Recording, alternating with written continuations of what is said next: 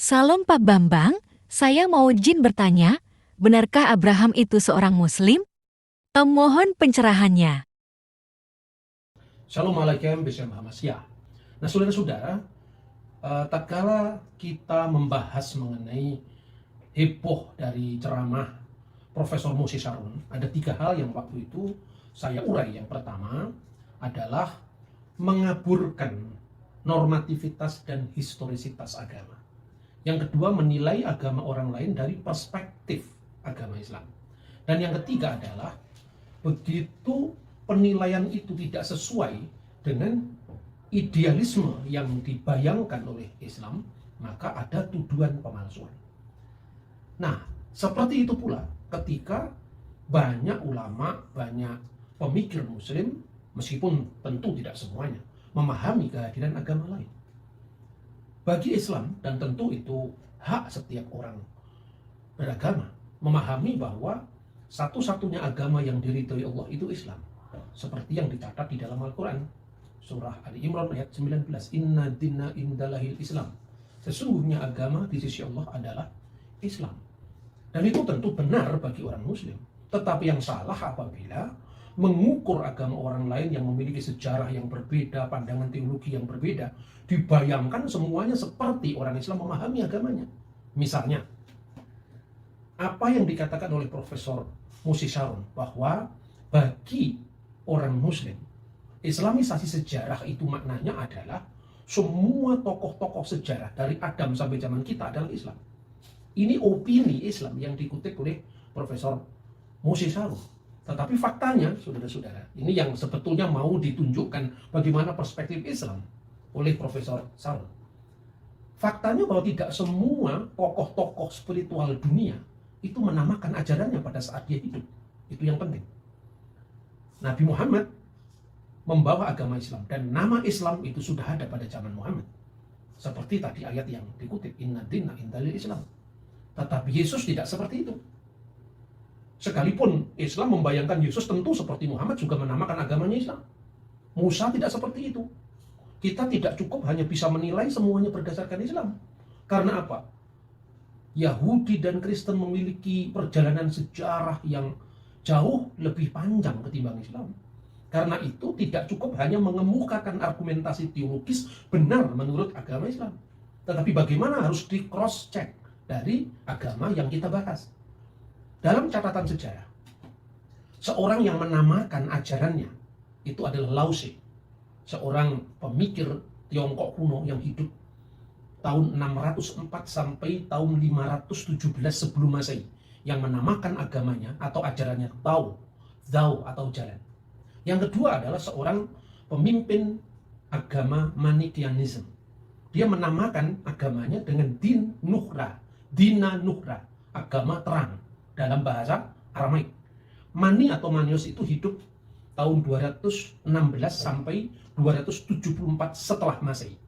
Nah, jadi kata din bahasa Arab itu paralel dengan bahasa Aramaik yang juga dipakai dalam kitab suci agama Mani, dina, dalam makna religion, dalam makna agama seperti yang kita pahami dalam bahasa Indonesia.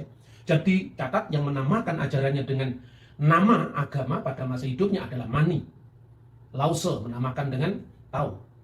Sekalipun kata din dalam bahasa Arab itu paralel dengan bahasa Ibrani din, tetapi maknanya berbeda.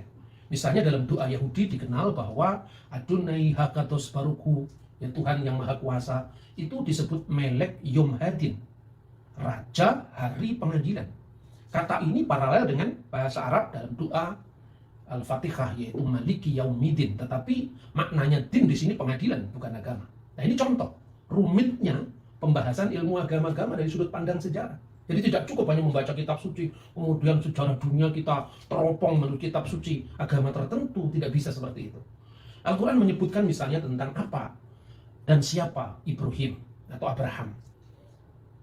Tidaklah Ibrahim itu seorang Yahudi, dan tidak pula dia seorang Nasrani. Maka na Ibrahimu Yahudiyan wala Nasraniyan, walakin kana hanifan musliman wa makana minal musyrikin. Bukan pula dia Nasrani, tetapi seorang Hanif yang Muslim, dan dia tidak termasuk dari golongan politeis penyembah berhala. Jadi perhatikan, apa yang dikatakan Al-Quran itu benar 1000%, bukan hanya 100%. Ibrahim itu bukan Yahudi.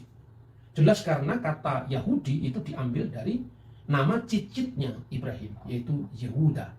Dan tidak ada orang Yahudi yang menyebut Ibrahim itu seorang Yahudi dalam pengertian agama Yahudi. Begitu juga orang Kristen, tidak ada yang mengatakan Ibrahim itu Kristen, kecuali dalam khotbah-khotbah normatif. Misalnya, jadilah Kristen Abraham, jangan jadi Kristen Lot. Bukan berarti pada zaman Abraham sudah ada agama Kristen. Ketika pendeta bicara seperti itu, artinya jangan kamu menjadi seorang Kristen yang sifatnya seperti Lot, tapi hendaklah kamu menjadi seorang Kristen yang sifatnya seperti Ibrahim. Bukan berarti Pak Pendeta lagi mengajarkan bahwa pada zaman Ibrahim ada agama Kristen. Nah sekarang kalau Ibrahim bukan Yahudi, itu pasti. Bukan Nasrani, ya lebih pasti lagi.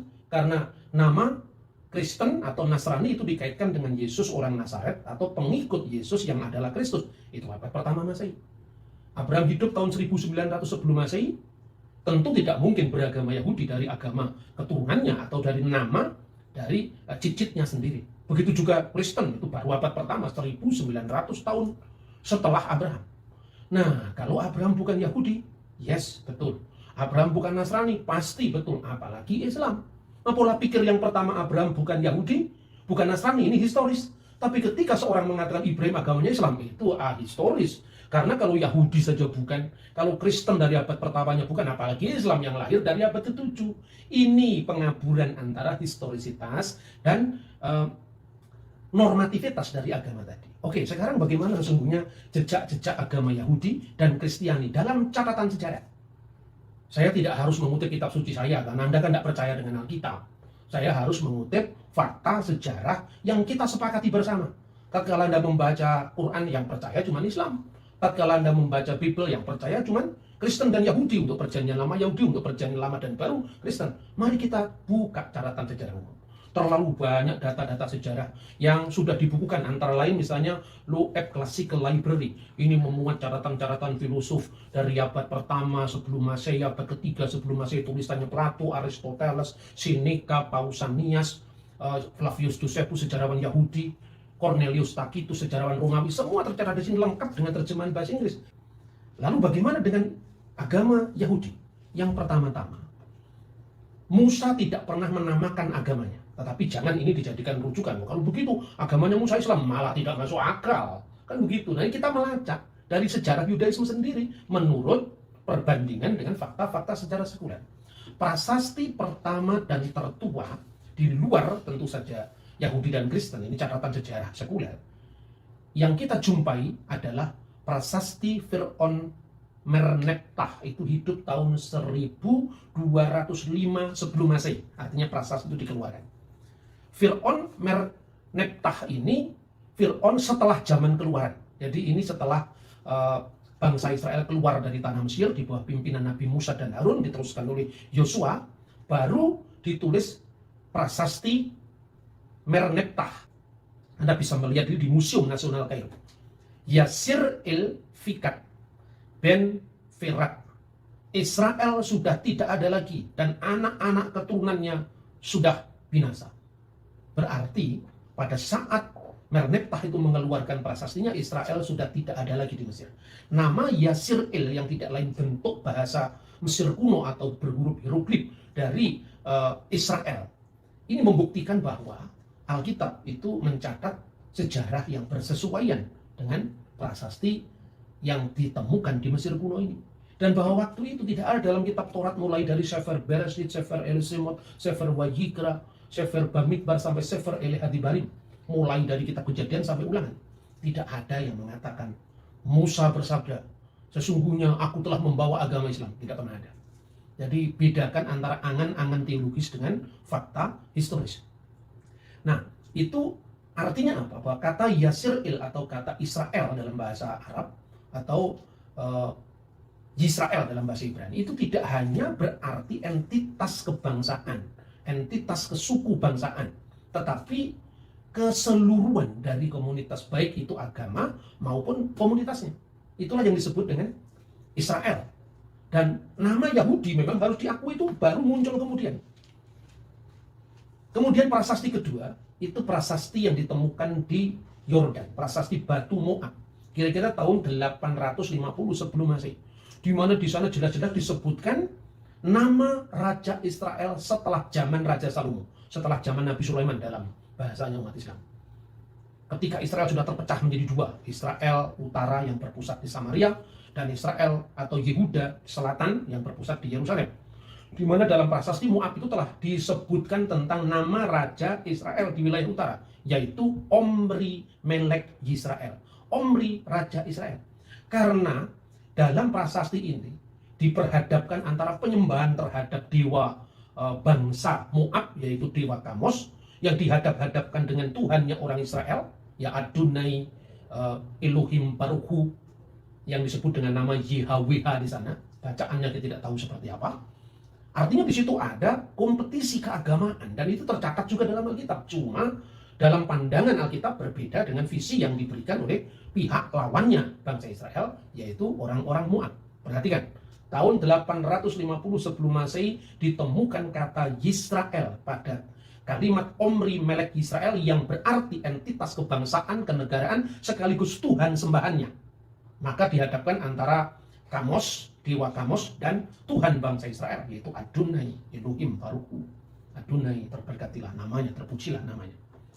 Lalu ketika bangsa Israel menyebut nama Raja Daud, tidak hanya dalam Alkitab nama itu disebut, tetapi ada dalam prasasti Teldan yang berasal dari kurang lebih tahun yang sama, 850 sebelum Masehi. Istilah Bet David, rumah Daud, yang tidak lain adalah wilayah Raja Daud. Nah, baru pada masa Makabe, kira-kira pada abad kedua sebelum Masehi, ditemukan catatan pertama bahwa orang-orang Israel mulai menyebut agama mereka, katakanlah kalau itu disebut religion, tapi paling tidak menyebut perilaku hidup, gaya hidup mereka ketika berhadapan dengan kaum Helenis, kaum Yunani. Mereka menegaskan diri sebagai seorang Yahudi. Nah, kata Yahudi mulai muncul di sana.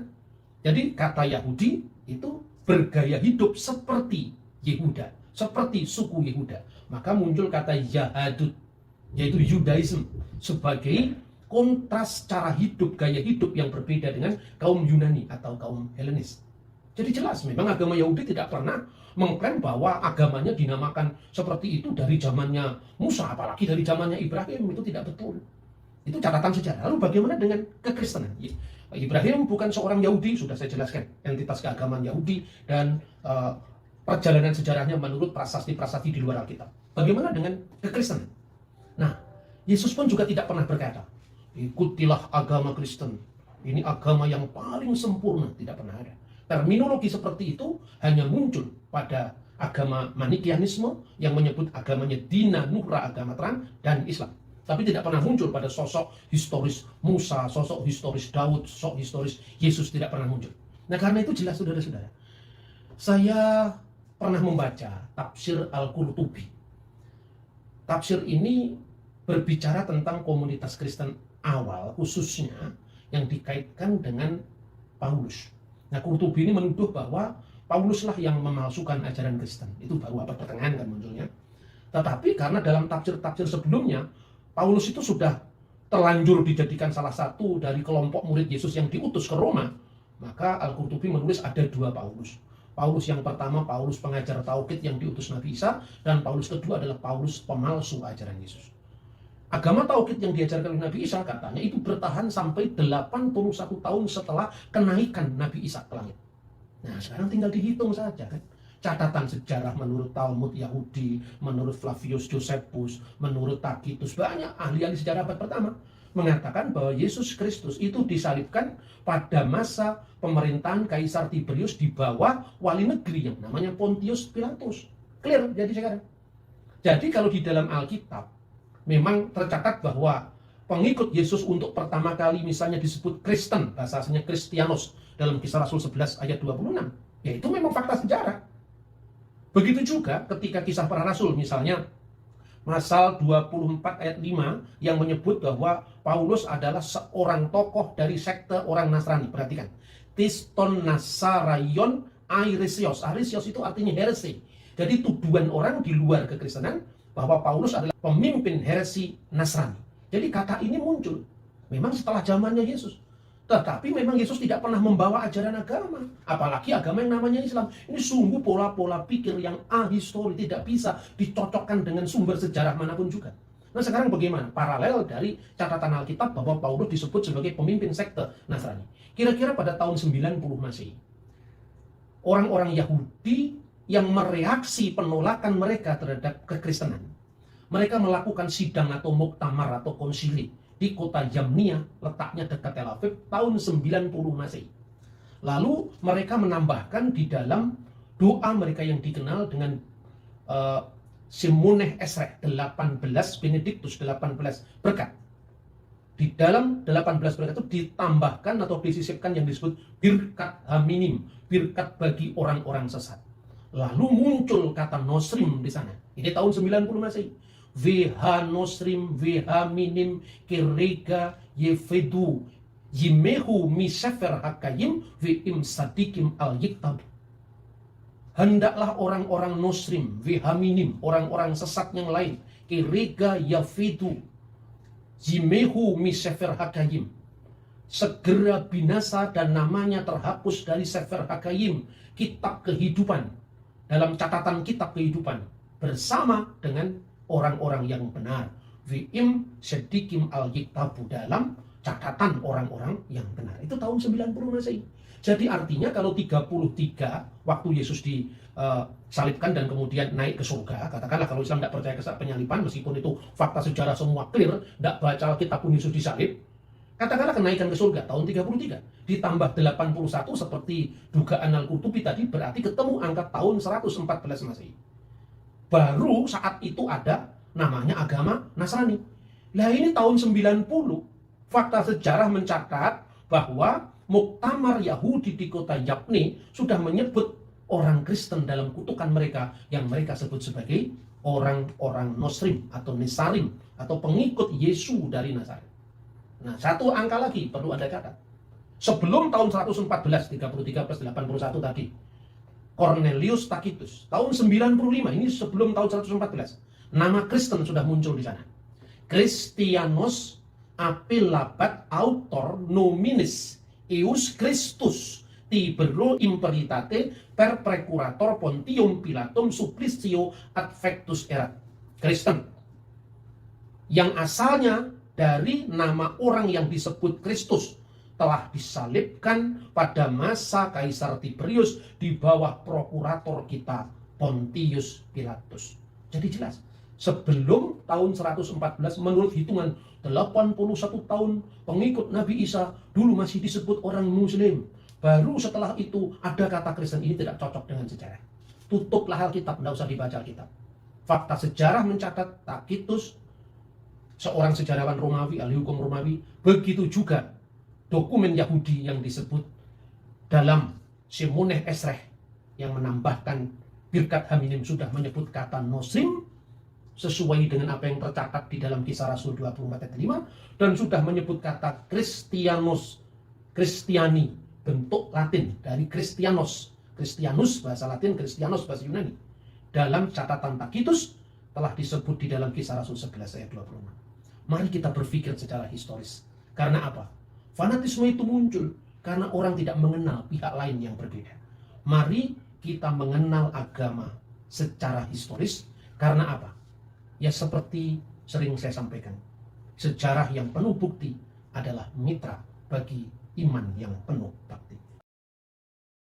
Oke Pak Bambang, penjelasan Anda sangat mencerahkan dan menguatkan iman kami. Terima kasih, Tuhan Yesus memberkati.